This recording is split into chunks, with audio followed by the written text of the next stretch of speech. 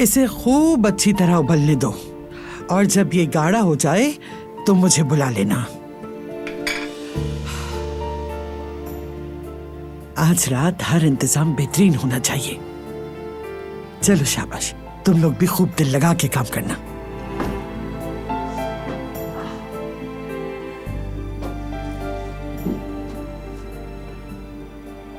तुम देख रही हो ना, नेकी कभी भी रायगा नहीं जाती।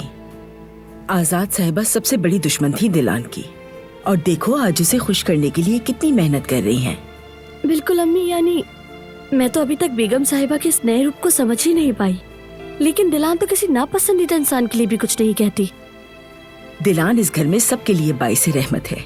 उसने नामुमकिन को मुमकिन बना दिया, मगर जब से वो घर वापस आई है उसका बर्ताव कुछ अजीब सा है। मुझे समझ नहीं आ रहा ऐसा क्या हुआ है उसके साथ।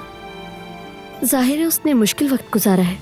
शादी के दिन अगवा हो गई और इसके अलावा महीनों घर से भी दूर रही।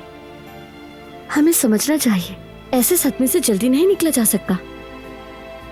हाँ, बारान साहब भी टूट गए हैं बेचारे, लेकिन अल्लाह का शुक्र है कि वो दोनों साथ हैं। उनकी मोहब्बत ने हर मुश्किल को शिकस्त दी है। उम्मीद है ये मुश्किल वक्त भी जल्द गुजर जाएगा, सब पहले जैसा हो जाएगा। इंशाअल्लाह अम्मी, इंशाअल्लाह। इंशाअल्लाह।